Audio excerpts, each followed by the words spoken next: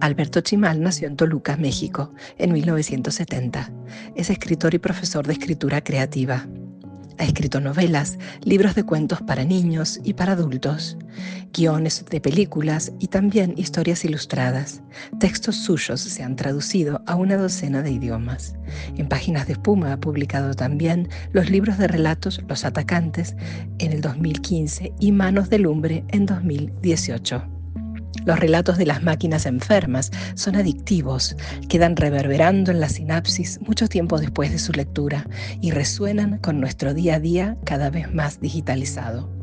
Ante la veneración de los prodigios de la llamada inteligencia artificial, Chimal es el antídoto, inteligencia humana de la buena. Un libro para pensar y disfrutar. No se lo pierdan. Muy buenas tardes. Primero, muchas gracias por estar acá. Segundo, bienvenido a este espacio. Y tercero, tengo una pregunta para empezar directamente con la entrevista. Y es que nos cuentes un poquito cuál ha sido el recorrido que te ha convertido en escritor, que te ha hecho tener ganas de escribir y que esto se convierta en tu vida. Claro que sí. Hola, Romina. Antes que nada, muchas gracias por recibirme aquí virtualmente. Eh, yo empecé a interesarme en la escritura de chico porque en alguno de los libros que leí en la infancia apareció por primera vez la mención de los escritores, de la gente que hacía los libros. Era una antología de cuentos de ciencia ficción de los años 30 que, que hizo Isaac Asimov, este autor del siglo XX de ciencia ficción estadounidense, los cuentos que él había leído en su infancia, y él mencionaba eso, su propio descubrimiento de que había gente que hacía los textos y no nada más aparecían así mágicamente. Yo ahí lo supe también y no sé, no recuerdo qué habré pensado, pero debe haber sido algo así como, qué interesante, porque desde entonces tuve muy presente la idea de que había gente que escribía y con el tiempo quise hacerlo también. En mis primeros años de adolescencia empecé ya a tratar de escribir con muchas dificultades porque no tenía ninguna guía, no había ninguna escuela de escritura creativa ni nada parecido en la ciudad donde vivía, que se llama Toluca, pero persistí por terquedad, por interés en fabular, en imaginar. Eh, y tuve un gran descubrimiento cuando estaba en la escuela preparatoria, a los 15 años, gracias al padre de un amigo que me mandó decir con su hijo que había encontrado en una librería local un libro que parecía un manual de escritura, y efectivamente lo era El arte de la ficción de John Gardner, que es un autor estadounidense que muy famoso por sus clases y por haber sido, entre otras muchas personas, uno de los maestros de Raymond Carver.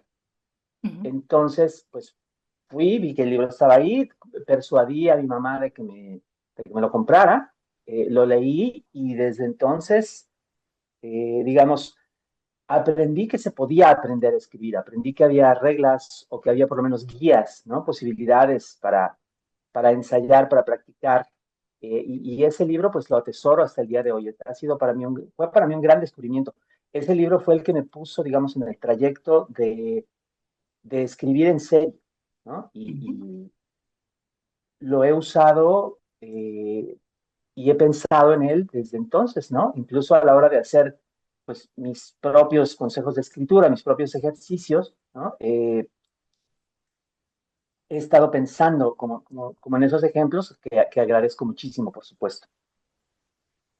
Así que primero llegó esta idea de los libros están escritos por alguien y después la otra idea de que ese alguien puede aprender a escribir, o sea, no sucede de forma mágica y tampoco la inspiración mágica, ¿no? Ujú. Exacto, exacto. Yo desde muy De pronto, hecho, ujú, ¿vale? Oh, desde sí. muy corta edad, digo, empezaste muy pronto a escribir, ya desde la adolescencia. Seguramente también has sido un gran lector desde muy joven, ¿no? Sí, la verdad es que sí, he sido muy, muy goloso, muy ávido lector. y durante mucho tiempo, por lo menos en aquella ciudad donde vivía, que se podía caminar con, digamos, como con cierta facilidad en las calles sin tener que preocuparse demasiado del tráfico, a mí me podías encontrar leyendo mientras caminaba. O sea, podía ir caminando desde casa hasta cualquier otro lugar, media hora de trayecto a pie, podía irme leyendo.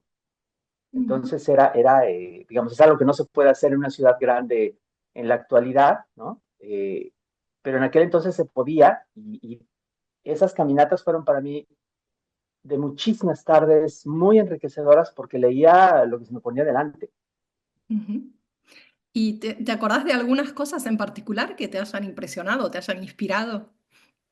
Claro, mira, por ejemplo, un libro que estaba en casa y que lo leí muchísimas veces era una colección de cuentos de Edgar Allan Poe en una edición de pasta dura roja de la editorial Aguilar, que todavía lo conservo y que lo leí muchísimas veces yendo y viniendo, sentado en un parque. Eh, estos libros venían con una especie de listón de color rojo de tela que era su separador y ese listón se convirtió en hilos, se deshilachó por completo de tanto que estuve usando el libro, ¿no? Entonces ya le amarré un nudo y ya, pues ahí quedó. Pero, por ejemplo, estaba ese libro, estaba, por ejemplo, de una antología que me encontré ahí, una antología española que venía etiquetada como de ciencia ficción latinoamericana, aunque tenía cuentos de lo más variopinto. De ahí descubrí a dos narradores que para mí son fundamentales, que son Mario Lebrero, autor uruguayo, y Angélica Gorodischer, argentina.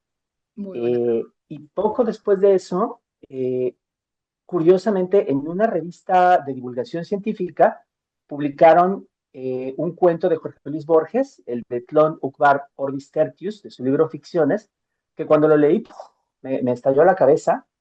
Con ese tipo de lecturas y también con otros autores como por ejemplo Juan José Arreola o Amparo Dávila, mexicanos, o otro mexicano, Francisco Tario, eh, me asomé, digamos, como al mundo de la imaginación fantástica, que es el que más me ha fascinado siempre, eh, y ahí me quedé. Creo que es como para mí eh, uno de los principales atractivos de la escritura, de la lectura, es siempre como ese asombro, esa maravilla que pueden dar los textos más variados cuando se encuentra uno con lo inesperado, con lo insólito, con lo extraño, y es un gran aliciente para mí hasta el día de hoy. Ujú. Y hablas mucho de relatos, sos un gran lector de relatos. También novelas, sé que escribís también novelas, guiones, libros de cuentos para niños también, pero ¿te consideras relatista? Yo creo que por encima de todo, sí, sí soy un relatista, un cuentista. Ujú, Es como el primer amor, por así decirlo, mi primer amor de como lector, como escritor también, y siempre voy a regresar a él. Me gusta hacer de todo, me gustan los diferentes géneros, pero el que está más cercano a mí siempre, el cuento. mientras leía tu libro, decía, ¿cómo sería abrir esta cabeza y ver qué es lo que tiene dentro? Qué curiosidad enorme de ver cómo se producen tantas ideas maravillosas, de dónde sale tanta imaginación. Bueno, ya entiendo parte de todos estos relatos, pero me imagino que está como mezclada con muchas cosas, con muchos otros ingredientes, ¿no? Entonces quería preguntarte, ¿qué es lo que ve Alberto Chimal? ¿Qué es lo que observa? ¿Qué mira? Me interesa mucho observar la realidad, me interesa mucho observar la actualidad incluso, diría. Creo que es como un combustible, una fuente de interés constante y para mí va yendo como por etapas. A veces me obsesiono con un tema, ¿no? Y me tiro de cabeza y luego mi pobre esposa es la que tiene que estar soportándome, que le estoy contando siempre de lo mismo, del mismo tema. Eh, pero sí que de ahí salen, digamos, las ideas para muchas historias. Por otra parte, algo que me gusta mucho desde siempre es tratar de fijarme como por así decirlo, como en ángulos o como en aspectos de las cosas que no son los más frecuentados. Ujú. Siempre que camino por alguna ciudad o que me asomo a algún lugar nuevo, trato de encontrar, digamos, como, por ejemplo, ángulos raros, ¿no? Objetos pequeños, inusuales o vistas también, digamos, inusitadas. Y entonces, algo que hago con frecuencia es que las fotografío, ¿no? Cómo se ve una calle desde cierto ángulo o cómo se ve un objeto que está tirado en el piso, ¿no? Sobre una acera. Eh, Ese tipo de apariciones, digamos, como de lo inusitado, de lo improbable, son de pronto también como gérmenes, como pequeños puntos de partida para ideas que luego se pueden escribir. Me interesa mucho como ese ángulo raro, pues, sí, Así que inusitado de las cosas. sos escritor, escritor con cámara en mano y con libreta en mano también. A veces sí, digamos, no es que esté siempre con alguna de las dos en la mano. También de pronto puede ser que esté simplemente observando algo, pensando en algo y aparezca como este ángulo o esta conexión, ¿no? Pero sí, sí de pronto, incluso también lo de la libreta es cierto, me gusta alternar, generalmente como muchas otras personas escribo en la computadora, pero me gusta de pronto pasar de la computadora a escribir a mano, a sentir de otra manera el contacto con las letras, por así decirlo, ¿no? Ujú. Y entonces también me sucede cuando termino un texto. Usualmente termino una primera pasada en un archivo digital, lo imprimo y entonces hago anotaciones, borrones, garabatos sobre la copia impresa y entonces queda una cosa muy rara, como una especie de palimpsesto medieval, todo Ujú. lleno de marcas, de colores. Y sobre eso trabajo para hacer una siguiente versión. O sea, me gusta como alternar ahí como entre lo virtual y lo táctil, lo que es directamente hecho por mi mano. Ujú. Y eso evidentemente introduce también lo visual, ¿no? El color, y ese texto intervenido seguramente tiene otras Ujú. características sensoriales, ¿no? Y vos hablabas de lo inusual y yo me acuerdo algo que me gustó mucho que dijo Mariana Enríquez sobre vos, que dijo que sos un maestro de lo inquietante, ¿no? Que evidentemente eso sale de observar todas estas cosas que quizá otros no ven. ¿Cómo se llega a ser un maestro de lo inquietante? Ay, Mariana fue muy generosa a la hora de decir eso. No lo sé.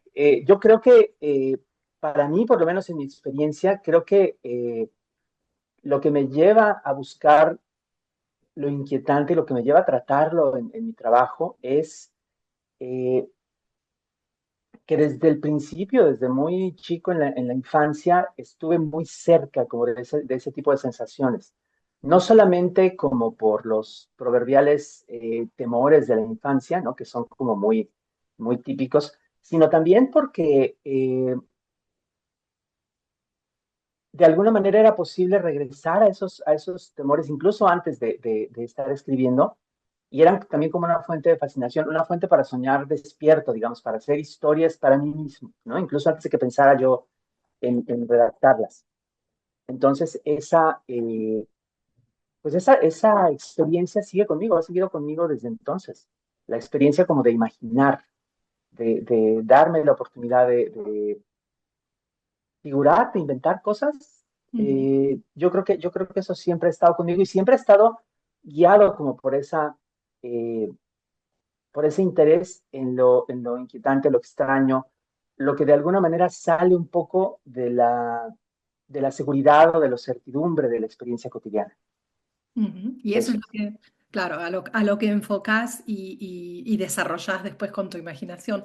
Creo que se requiere también, ahora que lo decís de esta forma, de cierta valentía, porque es permitirle a tu imaginación que ingresen estos miedos, estas inseguridades o estas cosas que por ahí nos generan inquietud, ¿no? Así como lo ves, lo siento así como un acto de valentía de poder animarse a experimentar con estas cosas, ¿no? Y a dejar que suceda algo, ¿no? Que suceda algo narrativo. Sí, sí, yo creo que es importante darse la oportunidad de dar un salto, de dar el paso y ver qué sucede. Para poder descubrir incluso qué es lo que realmente se puede contar o qué es lo que realmente eh, se nos ocurre a partir de una idea determinada, ¿no? Creo que sí es importante como atreverse, como tú bien dices. Bueno, y este libro que tenemos aquí, Las máquinas enfermas, de Páginas de Espuma, que tan oportunamente ha editado Páginas de Espuma, va de las máquinas inteligentes, pero entre comillas, ¿no? En forma general. Y sé que es algo que has meditado, que lo has hecho, o sea, es un proyecto completo del libro, hecho adrede y planeado, se nota en su estructura, ¿no es cierto? Es algo que va como en un creyendo de alguna manera, y está muy bien estructurado. Decís una cosa, has dicho por ahí, me pareció muy interesante, que estas máquinas lo que hacen es ayudan a desatar nuestros propios demonios. Me pareció muy interesante esta expresión y quería que contaras un poco de qué se trata esto. Bueno, lo que pasa es que no solamente en este caso, en el caso de las llamadas inteligencias artificiales, sino a todo lo largo de la historia humana, nuestras creaciones han sido no solamente herramientas, no solamente, digamos, maneras de cambiar nuestra vida, de influir en nuestra existencia material, sino que también han sido formas en las cuales los seres humanos hemos proyectado nuestra propia conciencia, nuestras propias obsesiones fuera de nosotros, ¿no? De muchas formas distintas.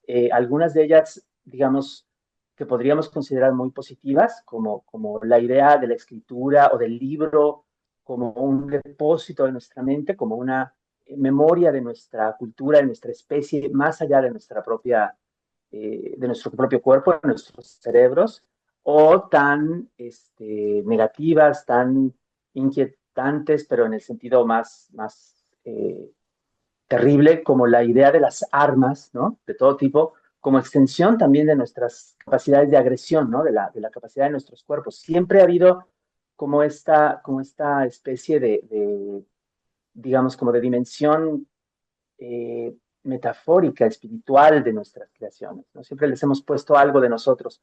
Y ahora estas herramientas digitales, estas herramientas de nuestra época, pues son también unas que tendemos a humanizar, que tendemos a convertir en algo más de lo que son, incluso que tendemos un poco a deificar en ocasiones, ¿no? Hay cierta veneración o cierta fe en muchos casos alrededor de la llamada inteligencia artificial, hasta el punto de que en muchas ocasiones en la prensa y en los medios de diferentes lugares, se habla de la inteligencia artificial como si fuera una sola, como si fuera una especie de deidad que está ahí flotando en el aire, ¿no? Y que Tal de cual. pronto nos va a conceder una revelación, como si fuera una especie ya de entidad ajena o separada de nosotros, que por supuesto no lo es. Ujú. Sí, detrás de lo que decís, me parece que yo siento la presencia de este mito, ¿no? De que bueno, el hombre como hombre es imperfecto, entonces las máquinas son perfectas, ¿no? O por Ujú. esa expectativa de que las máquinas lo sean. ¿Qué es lo que pensás vos al respecto? Yo creo que tendemos a pensar más de lo que a ver, no, a ver, lo voy a decir de otra manera. Yo creo que tendemos a otorgarle más humanidad, más capacidad a esos objetos, a esas creaciones humanas de las que realmente... En eso también hay una larga historia, una larga serie de precedentes. Desde muy pronto, siempre estamos buscando proyectar nuestra conciencia, ¿no? En cosas tan simples como ver una cara en unas marcas sobre una pared o en un enchufe eléctrico, ¿no?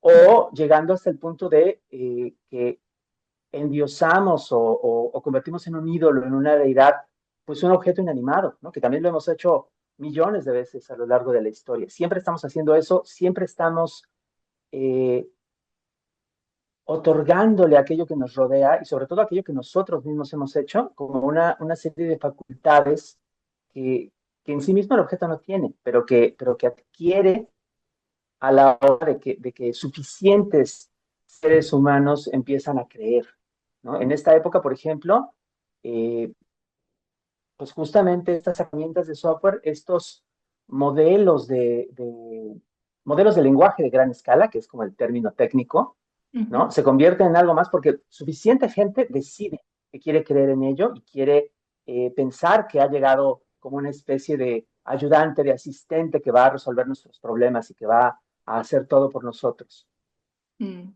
Sí, eso recuerdo tu crítica al respecto o bueno, yo lo interpreté como una crítica en el cuento de Poe, donde, claro, el resultado obviamente de esa inteligencia artificial no es tan inteligente o no es tan cercano a la realidad porque no puede imitar a una persona y por el tipo de información que tiene almacenada que al final es muy limitada, ¿no es cierto? Que no le permite Ujú. realmente reproducir lo que hubiera sido una conciencia humana.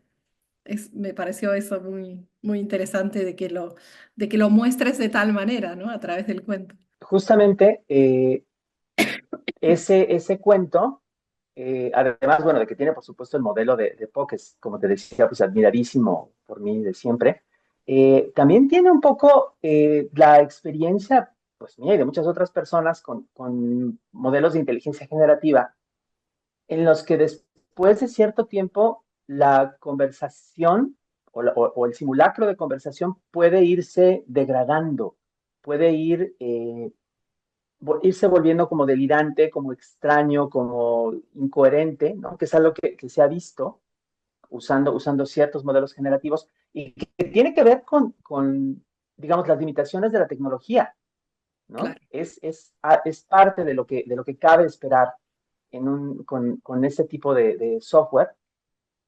Y sin embargo, con mucha frecuencia también la gente, incluso cuando su modelo empieza a fallar o empieza a ver como dificultades, pues de todas maneras sigue hablando, ¿no? Sigue tratando de interactuar, de comunicarse, porque una vez más estamos proyectando nuestra propia personalidad en el modelo y estamos convenciéndonos de que algo de lo que nos devuelve puede tener algún sentido, aunque no sea, digamos, evidente o aunque parezca más bien claro que la conversación se está degradando.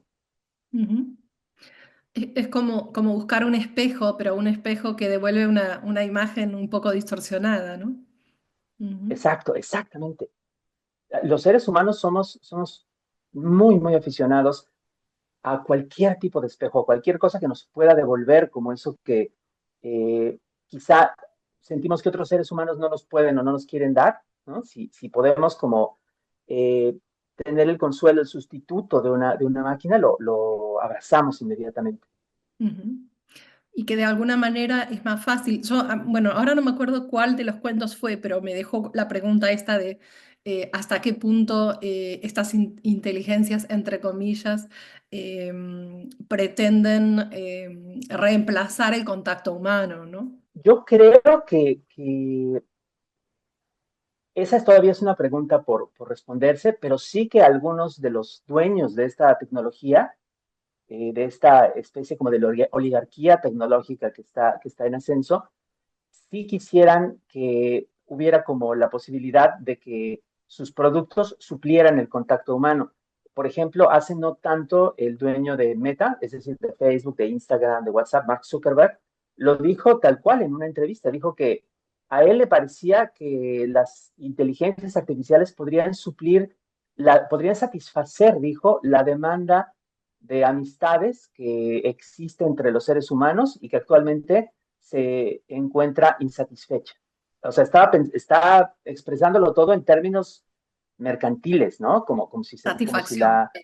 Como la la satisfacción comunicación, el por un contacto producto. humano fuera una... Ujú. Exacto, exactamente. Entonces, eh, sí que hay esa intención, sí que hay ese deseo por muchos de estos dueños de la tecnología de que llegue a meterse tan profundamente en nuestras vidas como sea posible. Y quizá apelando a o sea, a toda la dificultad que trae la interacción social, ¿no es cierto? Porque nos genera miedos, inseguridades, nos mueve muchas emociones, entonces es como ir a lo seguro, interactuar con una máquina, que uno puede apretar un botón y se termina todo, ¿no? No tiene por qué sentir ansiedad, ni miedos, ni todo esto ¿no? Que Sí, ocasiona sí, la unidad. Creo que esta comodidad, esa búsqueda de comodidad, puede ser la base para, ¿no? Para algo como eso. claro, claro, Lamentablemente. la verdad es que es así. Y creo que también tiene que ver que no hace tanto tiempo que ocurrió este periodo tan prolongado y traumático de los encierros debidos a la pandemia, Ah, ¿no? sí. Que a muchas personas las sacudió tremendamente y que ha dejado una marca, creo yo, pues en nuestra conciencia que todavía no sabemos bien aquilatar y que incluso tratamos más bien como de sepultar, ¿no? Para no volver sobre esos momentos tan tremendos, eh, porque sí hay, digamos, como una ansiedad mayor, me parece, en muchas sociedades y culturas humanas, por ese contacto, por un lado, y también un miedo mayor, una cierta evitación mayor del contacto, ¿no? Como especie, como culturas, nos hemos vuelto un poco más torpes, un poco más temerosos Ujú. del contacto humano, y en ese temor, en ese hueco que se abre es donde pueden entrar los modelos generativos como para ofrecer un simulacro, ¿no? Una especie de placebo de contacto. Ujú. Es que creo que eso justamente es lo que está acrecentado por el efecto de las redes sociales, que en vez de ayudar a socializar, ayudan a que se construya este miedo, ¿no? A la vergüenza, al ridículo, ¿no? A la espontaneidad Sí. y toda esta cuestión de castigo, ¿no? Al que dice lo que piensa o al que es un poquito distinto o de, ¿cómo es que se llama? De cancelación. Ujú. Pues sí, sí, tienes razón. Exactamente, eso es parte también del problema, ¿no? Que se está viviendo en muchos lugares, porque a la hora de que las redes favorecen como cierto tipo de conductas, que en muchas ocasiones son conductas agresivas, ¿no? Interacciones Es, violentas, ásperas, ¿no? Porque son las que más recompensa dan por parte del algoritmo que controla lo que vemos. Se vuelve más difícil comunicarnos de otra manera, ¿no? En lugar de que se sienta como una conducta anómala, se vuelve la norma el comunicarse de ese modo, y entonces las relaciones humanas fuera de la pantalla se vuelven más difíciles, más ríspidas, más problemáticas. Eso justamente me había llamado mucho la atención lo que vos decís está en el cuerpo de uno de los relatos, para los que no lo hayan leído, que dice, las redes sociales fomentan el comportamiento agresivo porque atrapan más fácil a los usuarios y hace que la gente se quede en las plataformas y vea publicidad durante más tiempo. Me pareció tremendo, seguramente muy cierto y muy interesante que se diga, ¿no? Que se alerte un poco de eso, por lo menos abrir no sé, la cabeza a pensar sobre eso y a cuestionarnos un poco lo que estamos haciendo en las redes sociales. Sí, yo Imagino. creo que, yo creo que es algo en lo que tenemos que insistir, porque además ese es un fenómeno que tiene incluso más tiempo que estas tecnologías de la inteligencia artificial, Claro. las que tenemos en nuestra época, y ha estado produciendo estos efectos durante años, ¿no? Ya hay generaciones enteras que se han formado así. Ujú. Y entonces ya los haters vienen de ahí, ¿no es cierto? Los odiadores profesionales. Claro, tienen su antecedente, sus precursores en tecnologías previas. Por ejemplo, los blogs que se usaban a comienzos de este siglo, ¿no?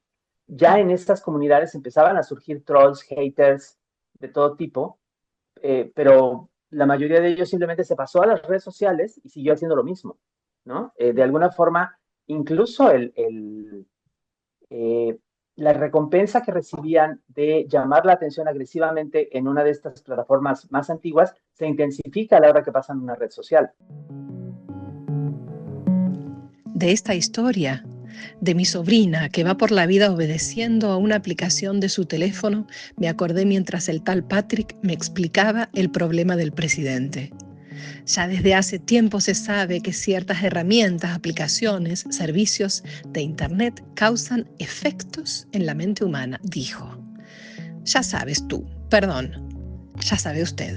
Ya sabe que las redes sociales fomentan el comportamiento agresivo porque atrapa más fácil a los usuarios y hace que la gente se quede en las plataformas y vea publicidad durante más tiempo.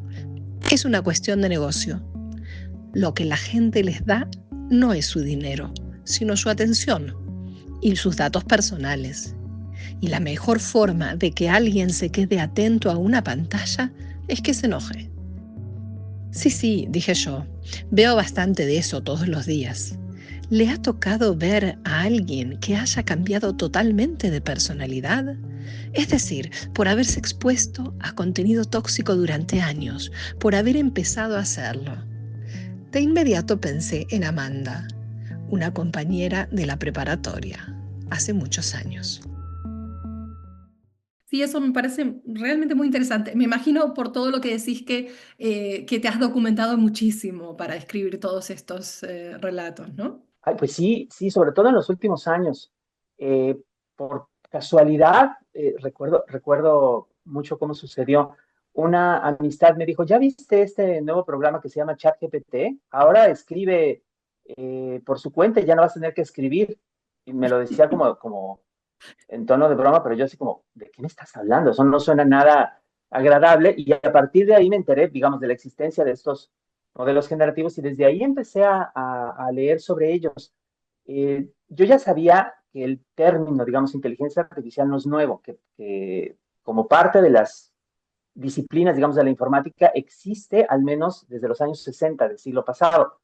Ujú. Entonces, sí me interesó ver de qué se trataba todo esto y cuando lo vi dije, bueno, esto no es exactamente aquello de lo que se hablaba, esto es, digamos, una tecnología que sí es muy sorprendente, que sí tiene muchas aplicaciones, pero que no es cabalmente inteligente.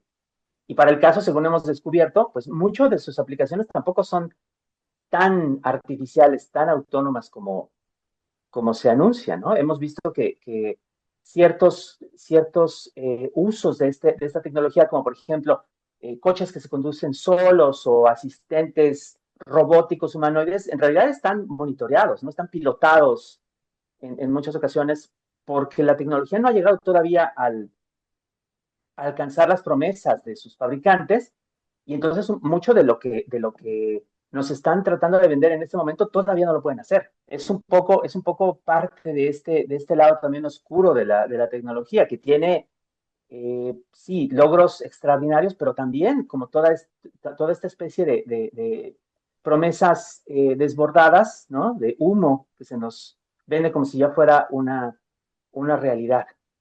Ujú.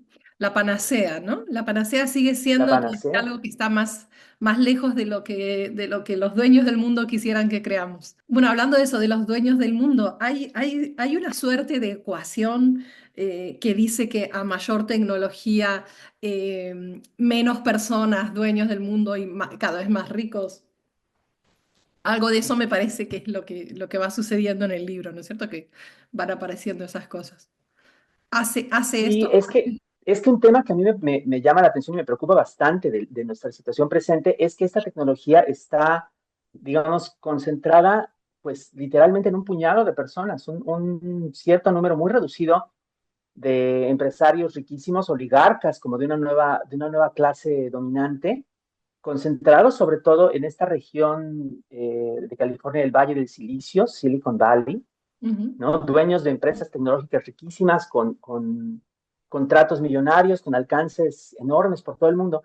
Eh, y en ese círculo o en ese ambiente, sí que hay una serie de, también como de normas culturales, de fantasías o de ideales que son por lo menos inquietantes, ¿no? Desde la idea que tienen varios de estos personajes de que podrían utilizar la tecnología para vivir eternamente, ¿no? Que es algo que Ujú. literalmente se ha dicho, o la idea que tienen muchos también y que es un poco otra de estas modas muy perturbadoras de nuestra época, de utilizar su fortuna inmensa no para resolver los problemas del mundo, ¿no? Incluso los problemas que ellos mismos ayudan a crear, sino para construirse refugios o formas de escapar de una posible catástrofe global, ¿no? Que es Ujú. como otra imagen que circula mucho en ese ambiente, la de la preparación para el apocalipsis o para la catástrofe planetaria, gracias a la cual ellos podrían escapar y permanecer en un refugio seguro y además con instalaciones de todo lujo, mientras el resto del mundo arde, ¿no? Hay digamos, pues una especie de, diría yo, incluso de inclinación medio sociopática Sí. en esas ficciones que se inventan estas personas, pues porque literalmente lo que quieren es darle la espalda al resto de la humanidad, dejarla atrás, pasar a alguna otra cosa, ¿no? Ujú. Eh, Anoto yo, tal y como lo quisieron hacer, por ejemplo, los protagonistas de un famoso cuento de Edgar Allan Poe, La Máscara de la Muerte Roja, que se encerraron en un palacio mientras a su alrededor cundía la peste. Y bueno, para quien no lo haya leído, pues que lo lea, porque ya sabrá lo que les pasó a eh, estos seres tan arrogantes que creyeron que podían dejar al mundo atrás y simplemente usar toda su riqueza y todo su poder para trascender las debilidades humanas. Claro, y en ese sentido la tecnología les ayudaría a lograr ese cometido, ¿no? Tremendo, sí, realmente son temas que quedan dando vueltas mucho tiempo después de que uno cerró el libro y que dejó atrás los cuentos. Sin embargo, todos esos temas siguen dando vuelta totalmente. Bueno, una de las preguntas que me parece importante es que en realidad nos cuentes cómo es el proceso de escritura, cómo es tu proceso creativo. Porque me parece que es algo que está muy pensado y muy trabajado y me parece muy interesante que nos cuentes, que sepamos. Claro que sí. Mira, sobre todo para los cuentos, el proceso parte de una idea, una imagen, a veces incluso unas pocas palabras que pueden estar en algún lugar del texto.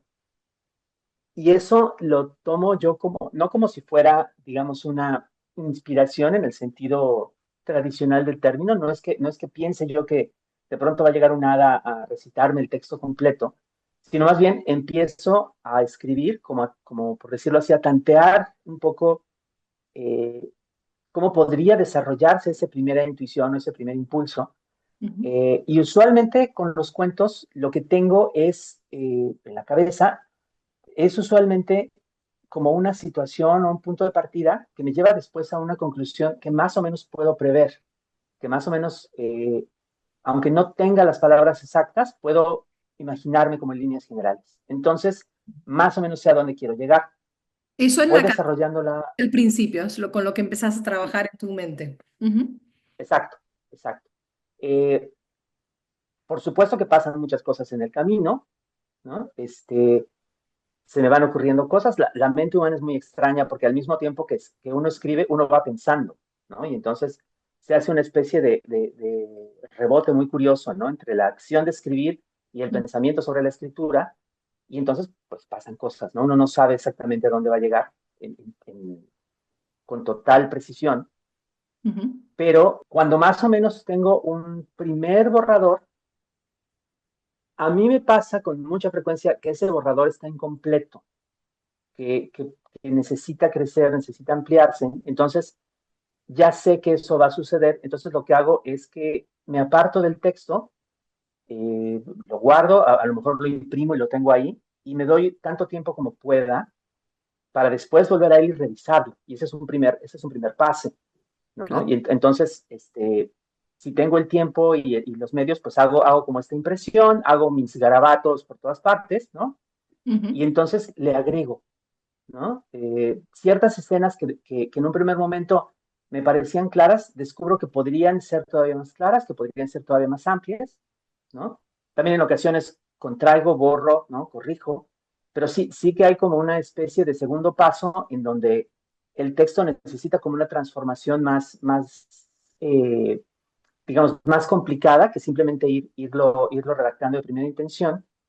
Y luego de eso viene un segundo pase, ¿no? Redacto otra vez todo lo que fui anotando, hago una nueva versión de un archivo digital y ese puede quedar eh, objeto de una segunda revisión o incluso en este caso, ¿no? Ya que estaba como hecho el proyecto para proponérselo a Páginas de Espuma, pues ya fue trabajar con el editor, con Juan Casamayor, que es muy, muy acucioso y muy atento para muchos detalles. Entonces, eh, ese fue como muy a grandes rasgos el proceso. Yo trato de escribir, aunque sea mínimamente, aunque sea unas pocas palabras, todos los días, ¿no? Que pueden ser lo que sea, un trozo de un cuento, o un artículo, o lo que sea, nada más como para mantener digamos, la disciplina. Y luego, cuando estoy metido en un proyecto, como habría sido el caso de este libro, trato de estarme documentando a medida que trabajo. Ya tengo algunas lecturas previas, pero seguramente va a haber alguna idea que no haya yo encontrado previamente o de la que no tenga suficiente información, entonces voy leyendo a medida que escribo también. Ujú. Cuando tengo la oportunidad de estar en donde vivo, en la Ciudad de México, tengo ahí un espacio donde puedo trabajar, tengo un escritorio, ahí está la computadora, y cuando no, pues en general puedo escribir casi en cualquier parte. Ujú. Si tengo por lo menos el espacio suficiente para tener una Lo libreta o la mínimo, computadora. Sí, digamos. sí, no, bueno, es que en un avión, me encantaría poder escribir en un avión, pero usualmente pues el respaldo del asiento que está delante de mí está aquí, entonces no se puede, ¿no?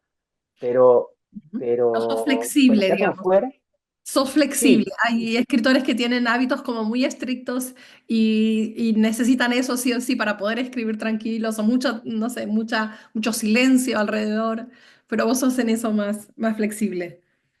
yo prefiero tener silencio alrededor o si acaso, digamos, algún tipo de fondo que yo haya puesto, a veces música, a veces también, no sé por qué, me da por poner películas que ya vi, no Mm. las veo, pero escucho la banda sonora y eso me sirve de fondo también.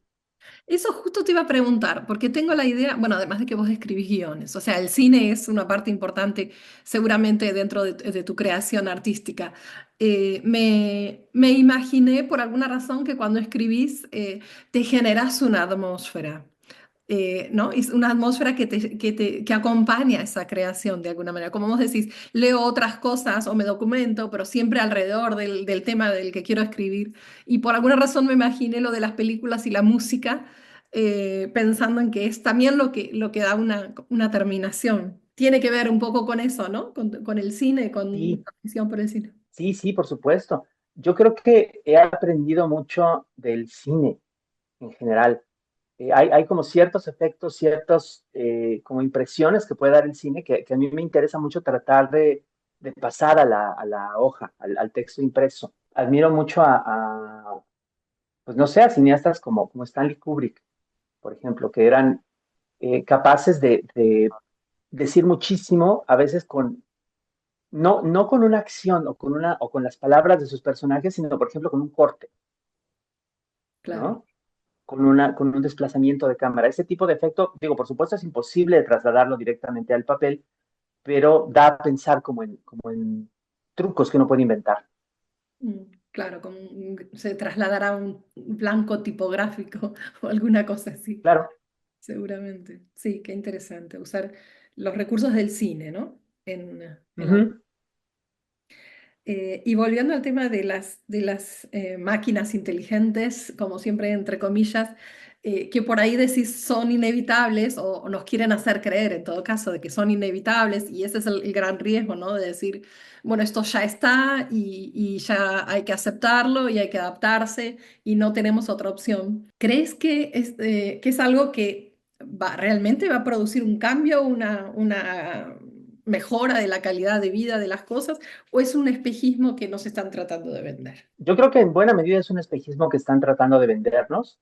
Creo que sí podría llegar a producir un cambio incluso positivo, pero creo que en todo este desarrollo vertiginoso que hemos visto en los últimos años, hay al mismo tiempo, digamos, una posibilidad de avance real en la tecnología y mucho pues como decíamos, de humo, ¿no? De mercadotecnia, que a veces, o con mucha frecuencia, o las más de las veces incluso, pues sobrepuja y hace a un lado lo que puede ser realmente positivo, ¿no?